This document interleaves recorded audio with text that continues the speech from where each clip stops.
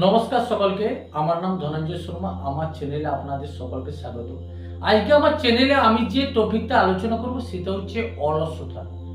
এই অলসতা কি এবং এই অলসতা আমাদের মধ্যে কিভাবে প্রবেশ করে বা আমাদেরকে কিভাবে গ্রাস করে এবং এই অলসতা আপনি কিভাবে দূরীকরণ করতে পারেন।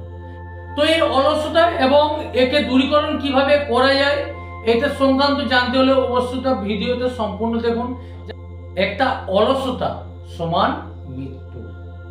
অলসতাকে মৃত্যু বলা যায় কারণ একটা কর্মনিষ্ঠ মানুষকে তার কেবলমাত্র কয়েকটা গুণাবলীর কারণে সে অকর্ম বা নিষ্কর্ম পরিণত হচ্ছে, এইটাকে আমরা অলসতা বলে থাকি। বা এক কথায় যদি বলি, কর্মনিষ্ঠ মানুষ অকর্ম